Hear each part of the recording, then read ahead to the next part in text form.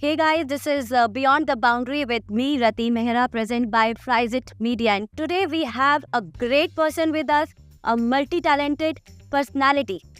तो let's welcome IAS Abhishek Singh, जो कि IAS ऑफिसर होने के साथ साथ फिल्म और टीवी इंडस्ट्री की एक जानी मानी शख्सियत भी हैं। सबसे पहले प्रोग्राम की शुरुआत करते हैं और मैं बहुत एक्साइटेड हुई है जानने के लिए कि अभिषेक सिंह IAS ऑफिसर से एक फिल्म एक्टर बनना, वो जर्नी कैसे शुरू हुई, कैसे शुरुआत हुई उसकी, और कितना एक्साइटेड था आपके लिए जब आपको पहली बार पता चला कि आप जो है कैमरा फेस करने वाले हैं। जैसे मैं अपने कई इंटरव्यूज़ में बता चुका हूँ, तो इत्तेफाकन शुरुआत हुई। मैं अपने एक फ्रेंड से मिलने गया था और वहाँ पे मुझे नेटफ्लिक्स में डेली क्राइम सीज़न 2 शूट होने वाला था। तो उसके डायरेक्टर्स ने मुझे देखा और उन्होंने मुझे ऑफ़र किया ये रोल। हालांकि इवेंचुअली वो नेटफ्लिक्स में जो प्लॉट हमने सोचा था वो बना नहीं, वो हालांकि शूटिंग हो गई थी उसकी, बट उसकी वजह से मुझे और बहुत ढेर सारे रोल्स मिल गए। और जब पहला सीन था, जब पहली बार मैं सेट पे गया था, तो इनफैक्ट मुहूर्त शॉट ही मेरा था वहाँ पे। और LA से सब लोग आए थे, US से नेटफ्लिक्स की पूरी टीम आई हुई थी, सारे प्रोड्यूसर्स आए थे, and everybody was very excited that this is the first time a real IAS officer is playing a real IAS officer. और मेरा दिल बहुत ज़ोरों से धड़क रहा था। मुझे लग रहा था यार आज पहला मुहूर्त शॉट है। मतलब एक IAS ऑफिसर जो कि लोगों को डरा के रखते हैं, वो खुद सेट पे डर रहे थे। तो मैंने अपने एक दोस्त को फ़ोन किया, मैंने कहा यार मेरे को कुछ तो टिप्स दो, कुछ बताओ कि क्या करना चाहिए मेरे को। तो कहता है कि तुम्हें ना चुल्लू भर पानी में डूब के मर जाना चाहिए। मैंने कैसी बात करते हो? कहता है कि अगर तुम्हें अपने आप को ही एक्ट करना है तो उसमें कोई क्या ही टिप्स दे सकता है। तुम एक IAS ऑफिसर हो और तुम्हें एक IAS ऑफिसर की ही एक्टिंग करनी है। तो अगर कोई मुझे बोले कि तुम मेरे जैसा एक्ट करो तो कैसे करोगे? अगर मैं तुम्हें बोलूँ कि एक IAS ऑफिसर कैसे बैठता है तो तुम भी अलग तरीके से बैठने लगोगे। अगर तुमसे मैं बोलूँ कि एक IAS ऑफिसर कैसे बात करता है तो क्या तुम अलग तरीके से बात करने लगोगे? तो कहता है इसमें सोचना है क्या, ये तो ईजीएस्ट थिंग है, इसका ईजी तो रोल ही नहीं मिल सकता कि तुम्हें IAS ऑफिसर का ही रोल करना है। तो वो सुन के मेरे को थोड़ा अच्छा लगा। बट जब पहला शॉट लगा और शॉट लेने के बाद डायरेक्टर ने कुछ बोला नहीं, उसके बाद फिर उन्होंने बोला कि अब दूसरा शॉट लगेगा। तो फिर दूसरा लगा, दूसरे के बाद तीसरा लगा। तो मैं उनके पास गया, मैंने कहा कि क्या मैं इतना ख़राब कर रहा हूँ, मतलब आप कुछ तो कमेंट करिए कि या वेरी गुड या ओके। वो कुछ बोल ही नहीं रहे थे, एकदम एक्सप्रेशनलेस थे। तो मुझे लगा कि कुछ तो शायद है, बात बोल क्यों नहीं रहे। मैं उनके पास गया, मैंने कहा कि अच्छा नहीं लग रहा है कि आपको, अगर आपको नहीं लगता तो मैं 10 चाहे तो 10 रीटेक दे सकता हूँ, 20 चाहे 20 रीटेक दे सकता हूँ। मेरे को पता लग रहा हो कि यार ये इतनी ख़राब एक्टिंग कर रहे हैं, अब इनको मैं क्या ही बोलूँ अच्छा करने के लिए। तो उन्होंने बोला कि नहीं आप बहुत अच्छा कर रहे हो और हम नहीं चाहते कि आपका कॉन्सेंट्रेशन टूटे और आपका वो फ्लो टूटे, इसलिए हम कुछ भी नहीं बोल रहे और हम सोच रहे हैं जल्दी जितना ज़्यादा हो सके उतना ज़्यादा ले लें। और वो सुन के बहुत अच्छा लगा मुझे। And it was a very nice enriching experience. बहुत कुछ सीखने को मिला। मेरे साथ शेफाली थी, आदिल हुसैन जी थे, ये लोग बहुत ही मंझे हुए एक्टर्स हैं और इनको देख करके कितना होमवर्क करते हैं ये आने से पहले, कितनी शिद्दत से काम करते हैं। शेफाली जी अपने पूरे स्क्रिप्ट में रेड, वाइट, ब्लू हर एक कलर से उन्होंने मार्क किए रहते थे और इतने ढेर सारे उसमें स्लिप्स लगा रखे रहते थे, स्टिकॉन्स जो होते हैं वो लगा के रखे रहते थे। वो देख करके मुझे अपने IAS की नोट्स की याद आ गई कि हम भी जब पढ़ाई करते थे तो ऐसी शिद्दत से पढ़ाई करते। हर एक की लाइफ का जो पहला टेक होता है कैमरे के सामने, वो उसके दिल के बहुत करीब होता है। और आई एम श्योर जो आपकी लाइफ का भी पहला जो फर्स्ट टेक होगा वो आपकी लाइफ के आज तक बहुत करीब होगा। तो मैं जानना चाहूँगी कि वो फर्स्ट टेक क्या था, और दूसरी बात, आपके पेरेंट्स का रिएक्शन कैसा था कि जब उन्हें पता चला कि एक IAS ऑफिसर अब एक एक्टर बनने वाला है। तो मेरा जो पहला टेक था वो ये था कि मैं शेफाली को इंटरोगेट कर रहा हूँ। वो एक पुलिस ऑफिसर है, मैं एक IAS ऑफिसर हूँ। मैं उनके पुलिस स्टेशन में पोस्ट हुआ हूँ और उन्होंने कुछ गलतियाँ कर रखी हैं अपने इन्वेस्टिगेशन में और मैं पॉइंट आउट कर रहा हूँ कि आपने ये गलतियाँ कैसे करी। तो बहुत तो कैमरा मेरे ऊपर ही था और वो बैठी हुई थी और मैं उनको इंटरोगेट कर लूँ।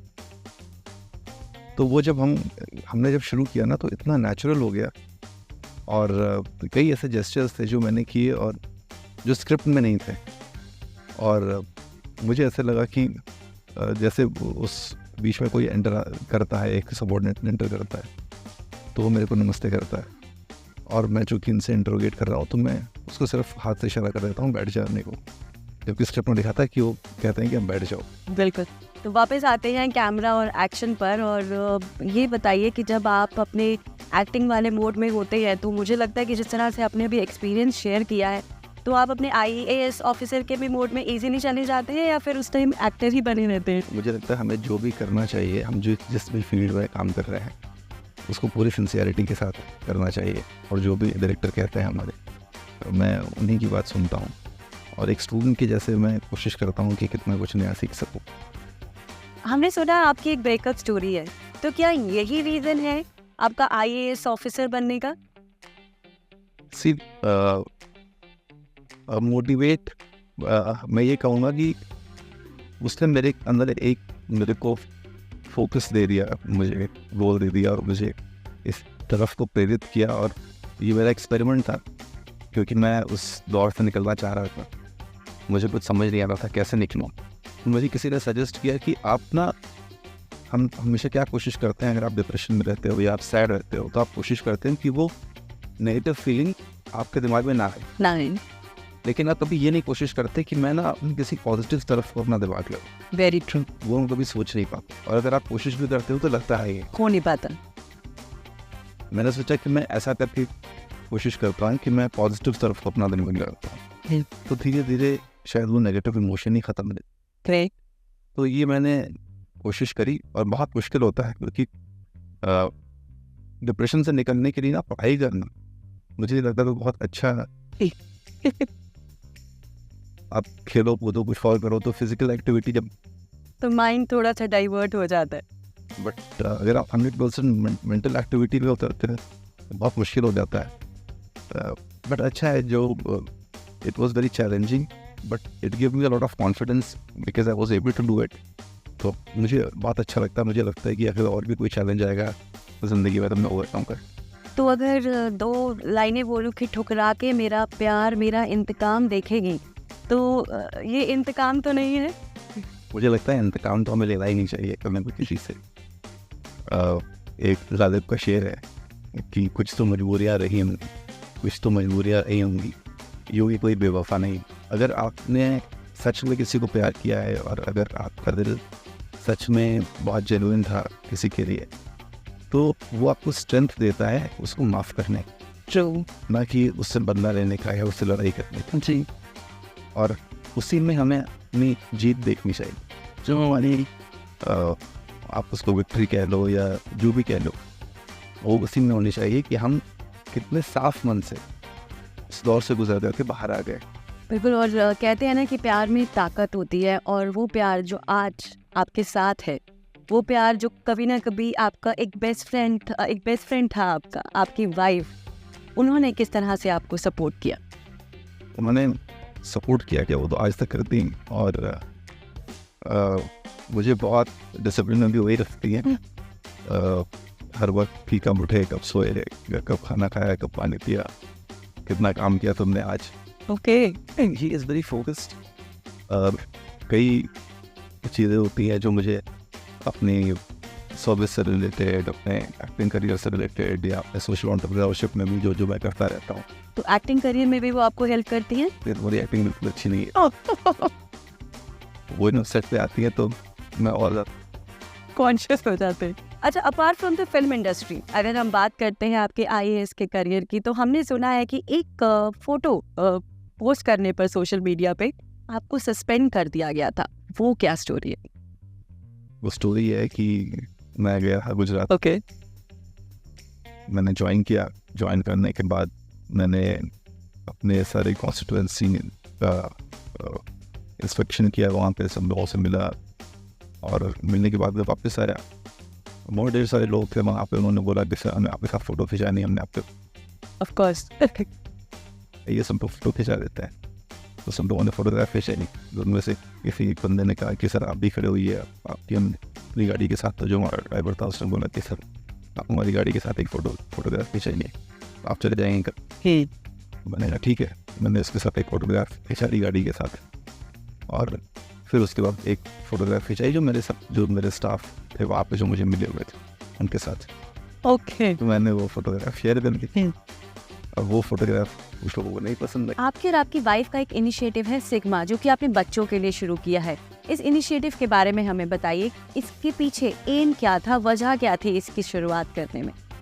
हम लोग गए थे IIM अहमदाबाद एक लेक्चर के लिए, तो वहाँ पे बहुत से स्टूडेंट्स ये बोलने लगे कि गवर्नमेंट ये नहीं करती, गवर्नमेंट वो नहीं करती, गवर्नमेंट अगर ऐसा करे तो और अच्छा रहेगा, ऐसा करे तो और अच्छा रहेगा। तो हमने बोला आप लोगों को शायद पता नहीं है कि गवर्नमेंट की लिमिटेशंस क्या है, और मैं आप लोगों को इनवाइट करता हूँ कि आप लोग आइए और गवर्नमेंट के साथ काम करिए। अगर आपको लगता है कि आप कुछ चीज़ों में बेहतर काम कर सकते हो या कुछ बेहतर आइडियाज़ दे सकते हो, बेहतर तरीका दिखा सकते हो, ओके, तो आप हमें दिखाओ।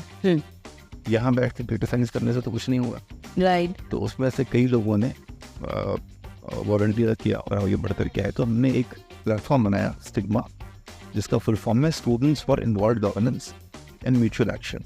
ओके। फिर नीति आयोग के साथ में हमने कोलैबोरेशन किया और नीति आयोग ने कुछ पॉलिसी प्रॉब्लम्स अपनी उनको दी और हमने उनको सॉल्व किया। उसके बाद कोविड आ गया। कोविड में उन लोगों ने IIT और फिर IIT के भी बच्चे जुड़ गए हमारे साथ में। उन लोगों ने एक प्लेटफॉर्म बनाया जो कि जॉब पोर्टल था, ओके, जिसपे जॉब सीकर्स और job creators, okay, and became a huge hit during Covid. उसमें बहुत ढेर सारे फिल्म स्टार्स भी हमारे साथ जुड़ गए, शिल्पा शेट्टी जी जुड़ी, जॉन इब्राहिम जुड़े, बहुत ढेर सारे local politicians, local industries, local businessman, okay, trade associations, बहुत लोग जुड़े और बहुत लोगों को फ़ायदा मिला। उसके बाद उसी की रेप्लिका फिर दिल्ली गवर्नमेंट में हम लोगों ने दिया और वो दिल्ली गवर्नमेंट ने दिया एक जॉब पोर्टल। आप अपने बच्चों के लिए एक आइडियल फादर है। हर फादर अपने बच्चे के लिए एक आइडियल होता है। आई एम श्योर आपके फादर भी आपके लिए एक आइडियल फादर होंगे। तो आपकी जो जर्नी रही IAS ऑफिसर बनने की, उसमें आपके फादर का क्या सपोर्ट मिला आपको? मैं बहुत ज़्यादा अपने पापा से इम्प्रेस था। बचपन में मेरा बहुत मन करता था वर्दी पहनने का, और मेरी बचपन की बहुत फोटोग्राफ्स में वर्दी पहनी हुई है, उनकी गन ली हुई है। और फिर उन्होंने मेरे को हॉर्स राइडिंग, शूटिंग, स्विमिंग, सारी फिज़िकल एक्टिविटीज़ में बहुत हम इनफैक्ट सारे बच्चों को, भाई बहनों को वो कहते थे कि तुम्हें ये सब कुछ आना चाहिए। बट उनका सपना था कि मैं IAS ऑफिसर बनूं। उनको बहुत मन था कि मैं IAS ऑफिसर बनूं, मेरा बहुत मन था कि मैं वर्दी पहनूं। बट उनकी वजह से मैं IAS ऑफिसर बना। और मैं क्लास 5th में था, तो उस टाइम पे एक जूनियर लेवल पे एक स्कॉलरशिप का एग्ज़ाम होता है, जिसमें हम लोग फॉर्म भर रहे थे। तो पापा ने बोला कि तुम्हें भी भरना चाहिए और you should also be self dependent, कि तुम्हारी पढ़ाई का खर्चा तुम्हारी खुद की स्कॉलरशिप से चलना चाहिए। तो मैं वो फॉर्म भर रहा था। उस फॉर्म में ये था कि what do you want to become in your life. तो मैं पापा के पास ले गया। मैंने कहा पापा इसमें ये पूछ रहे हैं कि आप क्या करना चाहते हो। तो पापा ने फॉर्म मेरे से लिया और उसमें लिख दिया कि I want to be an IAS officer. तो मुझे उस टाइम पे IAS का फुल फॉर्म भी नहीं पता था, बट तब से मेरे जहन में ये हो गया कि मुझे पापा ने अगर ये बोला है तो मुझे ये बनी। ग्रेट। तो मतलब आपने अपने फादर का जो ड्रीम था वो पूरा किया। तो मैंने ये भी सुना है कि आपने स्कूल टाइम में आप एक्टिंग भी करते थे।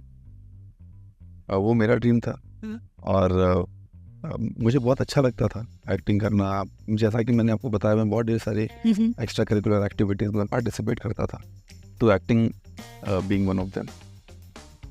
उसमें फादर सपोर्ट करते थे आपको या कभी डांट पड़ी है? पापा का सिर्फ ये था कि तुम्हें पढ़ाई करनी है और क्लास में हमेशा फर्स्ट आना है। कोई रीज़न नहीं है कि तुम सेकंड आओ, क्योंकि मैं ऐसी कोई कमी नहीं छोड़ता किसी भी चीज़ में कि मेरे बच्चे पढ़ाई ना कर सकें। तो तुम्हें फर्स्ट आना ही आना है और तुम्हें IAS बनना है। वो उस चीज़ पे एकदम नॉन कॉम्प्रोमाइजिंग नेचर था। तो कहते हैं ना, एक दुनिया का दस्तूर होता है कि कुछ पाने के लिए कुछ खोना पड़ता है, और आपने तो इतना कुछ अचीव किया है। और आई एम श्योर कि आपकी लाइफ में कभी ना कोई ऐसा एक वक्त आया होगा कि कोई चीज़ आपके हाथ से छूट गई हो इस जर्नी के अंदर। क्या ऐसी कुछ चीज़ है जो आप याद करना चाहेंगे? ज़िंदगी को देखने का ना 2 नज़रिए होते हैं। एक तो नज़रिया जैसे आपने बोला कि कुछ चीज़ छूट गई हो, तो वो एक ना हिसाब किताब का नज़रिया है कि आप बैठते हो और फिर आप सोचते हो कि मैंने क्या पाया और क्या खोया, कितनी जगहों पे मुझे फ़ायदा मिला, कितनी जगहों पे मुझे नुकसान हुआ। एक वो नज़रिया होता है। दूसरा नज़रिया ये होता है कि जो भी हो रहा है ना, सिर्फ वही हो सकता था, ओके। और उसके अलावा कुछ और हो ही नहीं सकता था। तो अगर आप उस नज़रिए से चलते हो तो आप बड़े सेटिस्फाइड फील करते हो कि यार और कुछ हो ही नहीं सकता था, तो फिर क्यों सोचना। और मुझे लगता है सेकंड वाला जब आपका है नज़रिया, वही आप लेकर चलें अब। वही लेकर के चलें तो कितना सुकून है ना, दिल को सुकून है।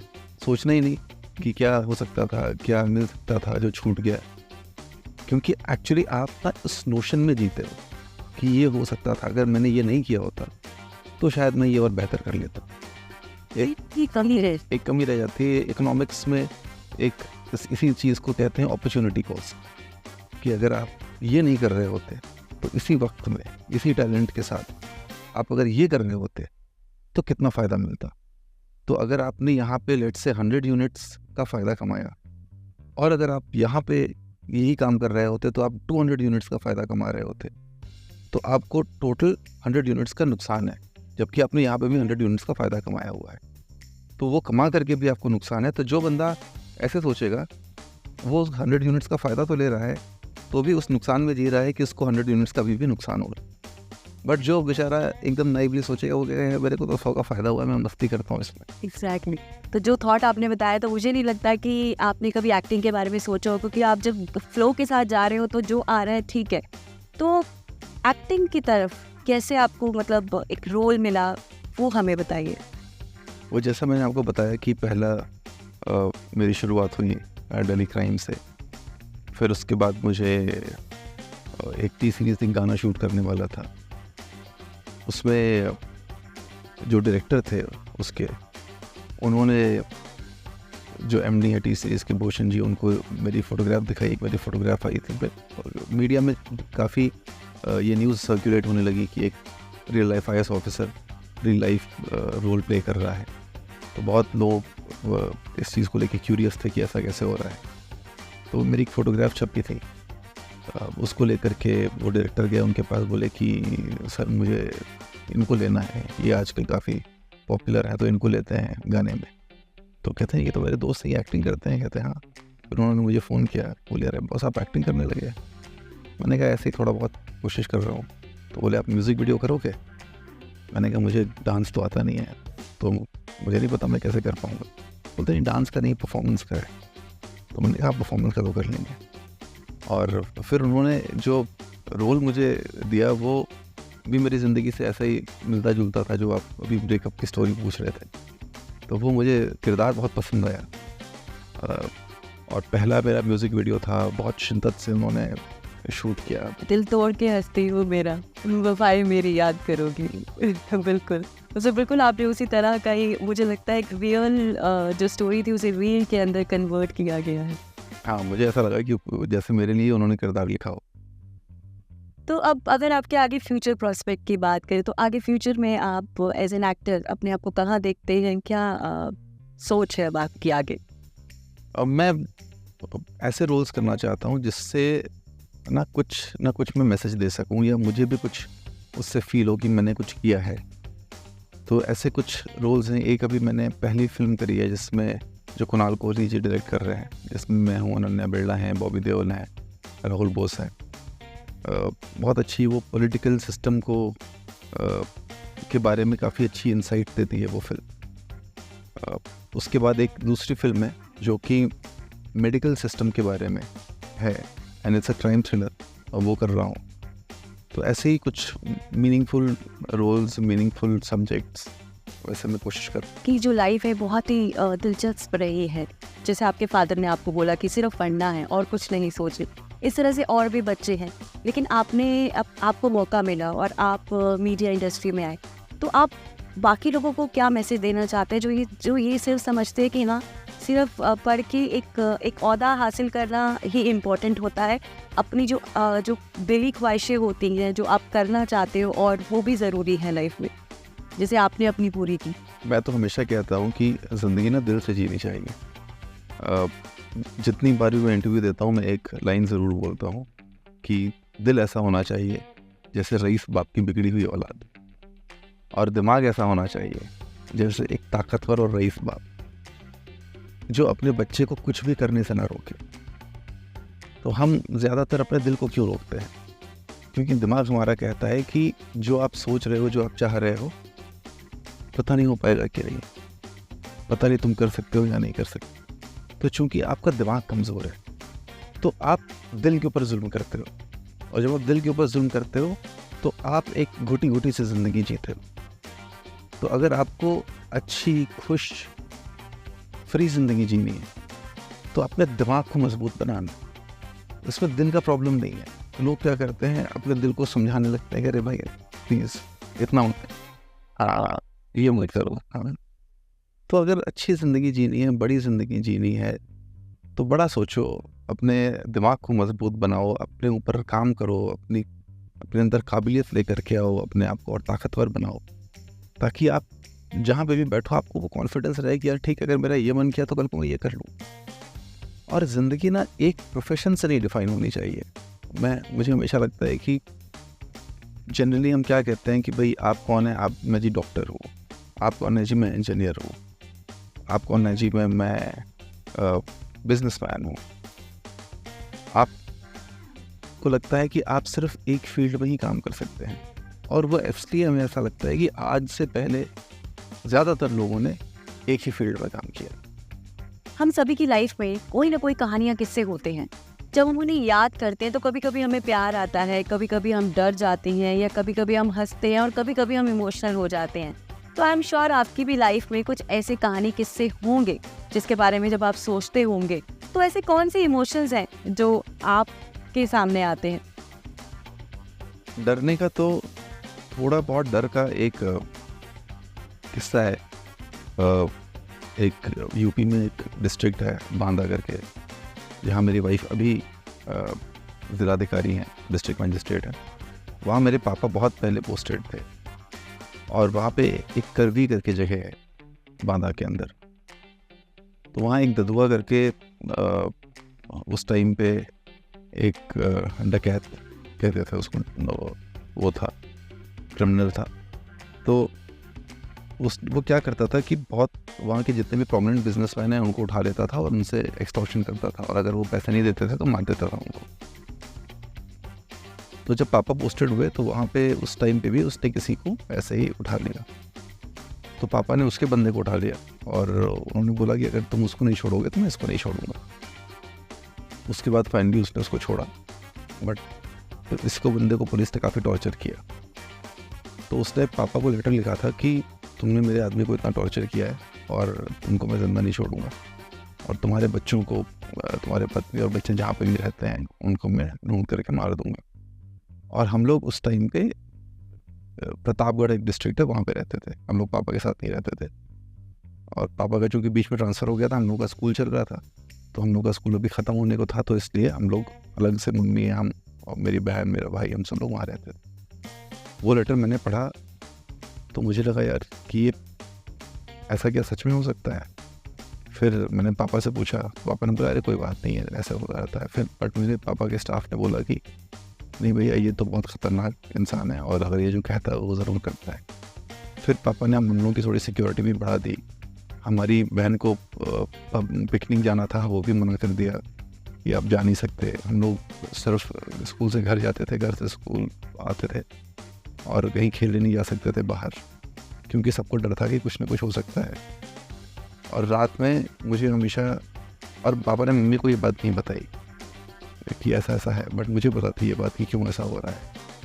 और मैं रात में जगता रहता था। मैं हालांकि इतना छोटा था, बट तो भी मैं रात में जगता रहता था। मुझे लगता था कि अगर वो आएगा तो मैं बचाऊँगा, हाँ, मम्मी को, अपनी बहन को, क्योंकि और मैं बाहर निकल के देखता था कि जो लोग हमारी सिक्योरिटी के लिए लगाए गए हैं, क्या वो सो रहे हैं या जग रहे हैं।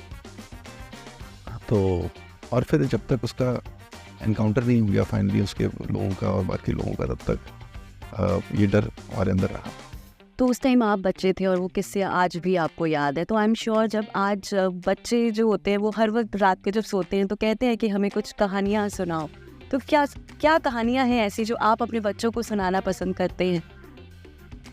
मैं तो बहुत अच्छी और हैप्पी, पॉजिटिव, हंसने वाली, मुस्कुराने वाली ऐसी कहानियाँ सुनाने की कोशिश करता हूँ। और मैं उनको बोलता हूँ कि आप ना ज़िंदगी में हमेशा चीज़ों के पॉजिटिव एस्पेक्ट को देखो।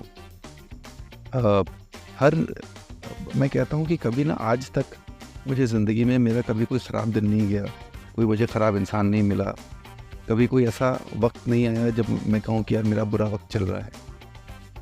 मुझे लगता है कि वक्त होता है, आप उसको अच्छा या बुरा अपनी समझ से बनाते हो। अगर जैसे कहते हैं कि क्वेश्चन होता है, वो ईजी या डिफ़िकल्ट नहीं होता। जस्ट बिकॉज हमें उसका जवाब नहीं आता तो हम उसको कह देते हैं कि भाई बहुत डिफ़िकल्ट क्वेश्चन है। तो ऐसे ही वक्त होता है, क्योंकि हमें उस वक्त से डील करना नहीं आता, उस वक्त से निकलना नहीं आता, उसको टैकल करना नहीं आता, तो हम कहते हैं ये बहुत बुरा वक्त चल रहा है। और कोई चीज़ ख़राब नहीं होती। मैं एग्जांपल देता हूँ कि अगर आपको बहुत तेज़ प्यास लगी हुई है और मैं आपको एक स्पून में पानी पिलाना शुरू कर दूँ, तो आपको बहुत तेज़ गुस्सा आएगा स्पून के ऊपर कि यार ये कोई चीज़ है पानी पीने की। और अगर आपको आइसक्रीम खानी है और अगर आपको वहाँ पे स्पून ना मिले तो आप कैसे खाओगे? तो उस स्पून की कहाँ पे क्या यूटिलिटी है और कहाँ पे यूटिलिटी नहीं है। बट स्पून में कोई ख़राबी नहीं है, जस्ट बिकॉज आप उसको सही टाइम पे सही काम के लिए नहीं यूज़ कर रहे हो, तो आपको लगता है कि इस जगह पे इसकी यूटिलिटी नहीं है, तो शायद ये यूज़लेस है, यूटिलिटी लेस है। आपका एक और मोमेंट है जिसके बारे में काफ़ी कुछ सुनने को आ रहा है, नो शेम मूवमेंट। क्या है वो मूवमेंट, उसके बारे में हमें बताइए और ये कब शुरू किया गया? मैं चंडीगढ़ में एक गाना शूट कर रहा था, तो वहाँ यूनिवर्सिटी स्टूडेंट्स को पता चला कि मैं आया हुआ हूँ, तो उन्होंने मुझे एक फंक्शन में एज चीफ गेस्ट बुला लिया। वो इवेंट अटेंड करके शूट ख़त्म करके मैं वापस दिल्ली आ गया, तो मुझे कई बच्चे वहाँ के टेक्स्ट करने लगे कि यहाँ पे कुछ ऐसा हो गया है और आप प्लीज़ हमें हेल्प करिए। मुझे नहीं पता था क्या हुआ है। फिर मुझे पता चला कि वहाँ पे एक कोई लड़की है जिसने कुछ लड़कियों की न्यूड पिक्चर्स शूट करी है और वो पिक्चर्स वायरल हो गई हैं। And then finally that girl was arrested. फिर पता चला कि वो लड़की इस वजह से नो को शूट कर रही थी क्योंकि she was being blackmailed because उसकी न्यूड पिक्चर्स किसी और के पास थी। So that's why she was recording these nude pictures and videos of these girls. और वो क्यों ब्लैकमेल हो रही थी? क्योंकि वो लड़की किसी के साथ रिलेशनशिप में थी, अब रिलेशनशिप नहीं रहा। उस टाइम पे जब वो रिलेशनशिप में थी तब उसने अपनी कुछ पिक्चर्स भेज रखी थी और अब वो लड़का इस लड़की को ब्लैकमेल कर रहा था कि मैं ये पिक्चर्स बाकी लोगों को शेयर कर दूंगा, नहीं तो तुम मेरे को और लड़कियों के पिक्चर्स दो। सो मुझे लगा कि ये ना एक विशेष सर्कल बन रहा है जिसमें जो विक्टिम है, जो लड़की खुद विक्टिम है, उसको ही अक्यूज बना दिया गया। आज वो खुद ही जेल चली गई क्योंकि वो she was being blackmailed, that's why she resorted to crime. तो ऐसा कितनी जगह पे और हो रहा होगा जहाँ पे लड़कियाँ, क्योंकि जब आप खुद अपनी पिक्चर्स किसी के साथ शेयर करते हो ना, तो आप एक गिल्टी कॉन्शियस होते हो कि यार ये पिक्चर्स मैंने खुद ही भेजी है, तो अब मैं किसी को क्या बताने जाऊँ कि ये मुझे क्यों परेशान कर रहा है या कैसे परेशान कर रहा है। अगर उसने कभी धोखे से ले ली होती या कहीं से मॉफ पिक्चर्स होती तो आपको उतना डर नहीं रहता है, तो आप बहुत खुले दिल से बोल सकते हो कि यार इसने मेरे को परेशान किया है। बट ऐसे कंडीशंस में आप जनरली नहीं बोलते हो, तो इसलिए फिर हमने एक हेल्पलाइन शुरू की जहाँ पे विमेन लॉयर्स हैं और विमेन ही लेडीज़ ही हैं जो कि फ़ोन उठाती हैं और लोगों को काउंसिल करती हैं। अगर लड़कियों को लीगल हेल्प चाहिए होती है तो हम उनको हेल्प करते हैं, आगे उनको लीगल हेल्प प्रोवाइड करते हैं। जनरली हम कोशिश करते हैं कि अगर लड़की को हम अवेयर कर दें कि क्या क्या लीगल प्रोविजंस हैं आपके पास अवेलेबल, तो उसके अंदर कॉन्फिडेंस आ जाता है, तो वो खुद ही अपने चैलेंज से डील कर लेती है। आपको क्या लगता है इसके अंदर जो पेरेंट्स का रोल होता है वो कितना ज़रूरी होता है? पेरेंट्स का रोल बहुत इंपॉर्टेंट है, बट क्या है कि ऐसी एज में ना जनरली अगर आप 16 to 18 19 की एज में होते हो तो आप उतने कंफर्टेबल नहीं फील करते अपने पेरेंट्स से ऐसी बातें बताने में, आप डरते हो। तो प्लस अगर आप अपने दोस्तों से शेयर करते हो तो उनको ज़्यादा पता नहीं है कि क्या कर रहे हैं। ऐसी कंडीशन में ना आप बहुत ही बेबस फील करते हो, बहुत ही वल्नरेबल फील करते हो कि मैं किससे क्या बात करूं। इसलिए हम लोगों ने ये बोला है कि आप इस हेल्पलाइन पे आओ, आपकी आइडेंटिटी आपको बताने की ज़रूरत नहीं है, आपको सिर्फ अपनी प्रॉब्लम बतानी है, उस प्रॉब्लम का सलूशन हम आपको बताएंगे कि कैसे आप उस प्रॉब्लम को सॉल्व कर सकते हैं। चलिए रैपिड फायर राउंड शुरू करते हैं, लेकिन इसके अंदर आपको सोचना नहीं है, फटाफट जवाब देना है हमें। आपका पहला सवाल है, आपकी फेवरेट एक्टर या एक्ट्रेस कौन सी है? फेवरेट एक्टर मेरे शाहरुख खान है। फेवरेट एक्ट्रेस एज सच मेरे कोई है नहीं, मुझे सभी लोग बहुत पसंद है। मुझे लगता है लड़कियों का दिल नहीं दुखाना चाहिए किसी एक को फेवरेट करके, तो सारी ही एक्ट्रेस मेरे को बहुत पसंद है। तो शाहरुख खान की ऐसी कौन सी बात है जो आपको पसंद है उनके बारे में या जिनको आप फॉलो करते हैं? जब मैं प्रिपरेशन कर रहा था ना IAS की, तो उस वक्त मैं फिल्म फेयर पढ़ता था और उसमें शाहरुख खान के इंटरव्यूज़ पढ़ता था। इसमें फिल्म फेयर पढ़ते थे आप? वाह। और जब वो मुझे मिले तो भी मैंने उनको बोला, मैंने कहा कि मैं आपके इंटरव्यूज़ पढ़ करके मैं इंस्पायर होता हूँ। लोग कंपटीशन सक्सेस रिव्यू पढ़ते हैं, प्रतियोगिता दर्पण पढ़ते हैं, इतना कुछ पढ़ते हैं, मुझे उनके इंटरव्यू से बहुत इंस्पिरेशन मिलती थी और आज भी मिलती है। जैसे वो हेड स्ट्रॉन्ग है ना, एक मुझे उनकी लाइन याद आती है, वो कहते हैं कि अगर मेरे को एक कमरे में बंद कर दिया गया है और उससे निकलने का कोई तरीका नहीं है, सिर्फ दीवार तोड़ना ही तरीका है और मेरे पास दीवार तोड़ने के लिए कुछ भी नहीं है, तो I will bang my head against the wall. It doesn't matter my head will bleed but I will still break the wall. तो वो जो हेड स्ट्रॉन्गनेस है ना, कि आपके अंदर इतनी ज़्यादा शिद्दत हो कि यार मैं जो चाहूँगा ना वो कर ही लूँगा। उस रास्ते में क्या क्या होगा, क्या क्या कठिनाइयाँ होंगी, कुछ भी होंगी, मैं सबको फेस कर लूँगा, बट जो मैं चाहूँगा वो इवेंचुअली मैं पा लूँगा। ओके, अभी आपने बहुत सारी फिल्में देखी होंगी, तो ऐसी कोई फिल्म जो देखकर आपको लगता हो कि काश ये फिल्म का रीमेक बने और मैं इसके अंदर एक्टिंग करूँ? वैसी फिल्म मेरे को लगती है, क्योंकि शाहरुख की पर्सनालिटी और मेरी पर्सनालिटी बहुत अलग है, तो I would have love to act in Shahrukh Khan film, but मुझे लगता है वो फिल्म मेरे को सूट नहीं करेगी। बट अमिताभ बच्चन जी की फिल्में मेरे को लगती है, उसकी उनकी कई फिल्में ऐसी हैं जो कि अगर उसका रीमेक बने, जैसे जंजीर है, दीवार है, वो सब फिल्में मुझे बहुत पसंद है, तो अगर उनका रीमेक बने और मैं उसमें एक्टिंग करूँ। अब तक की आपको क्या लगता है, जितना अभी तक आपने काम किया है, आपकी बेस्ट परफॉर्मेंस क्या रही? I don't know best performance कहेंगे, बट आई रियली एंजॉयड जो मेरा पहला सॉन्ग था, म्यूजिक वीडियो दिल तोड़ के। ओके, तो एक लाइन अगर आप थोड़ा सा वैसे ही सुना दें गा के। लाइन नहीं, बट मैं उस पर ना एक शायरी कहता हूँ, वो मैं सुना सकता हूँ। तो उस पर जब लड़के का दिल टूट जाता है और उसको फाइनली ये वो डिसाइड करता है कि मैं ज़िंदगी अपने टर्म्स पे जीऊँगा, तो वो ये कहता है, सिर्फ दिल टूटा है, सांस नहीं, धड़कनों में रवानी अभी बाकी है, प्यार का किस्सा ख़त्म हो गया तो क्या, ज़िंदगी की कहानी अभी बाकी है। Thank you so much sir to coming to our show beyond the boundaries. कैसा लगा आपको हमारे इस फ्राइज़िट मीडिया के OTT चैनल पर आ जाकर? बहुत अच्छा रहा, और ये नाम ही बहुत कमाल का है, फ्राइज़िट, फ्राइज़ाइट, आई थिंक जैसा कहा जाता है, प्रोनाउंस किया जाता है, और इसका मतलब अभी मुझे नेहा जी ने बताया कि इसको कहते हैं फ्री टाइम। बट एक चीज़ श्योर नहीं है कि जब आपके पास फ्री टाइम है आप तभी देखेंगे, या अगर आप देखते हैं तो ये माना जाता है कि आप इतने वेले हैं कि आपके पास फ्री टाइम है। बिल्कुल नहीं, मुझे ऐसा लगता है कि नेहा ने इसको इस थॉट के साथ निकाला होगा कि फ्राइज़ाइट पे जो भी हम कंटेंट पोस्ट करेंगे तो आप मजबूर हो जाएंगे अपने टाइम को फ्री करने के लिए, और आप ज़रूर देखेंगे। So once again IAS mister Abhishek Singh, आपका बहुत बहुत शुक्रिया, आपने वक्त निकाला हमारे साथ, अपनी लाइफ की जो मूवमेंट्स जो अच्छी मूवमेंट्स थी हमारे साथ शेयर की। Thank you so much. Thank you.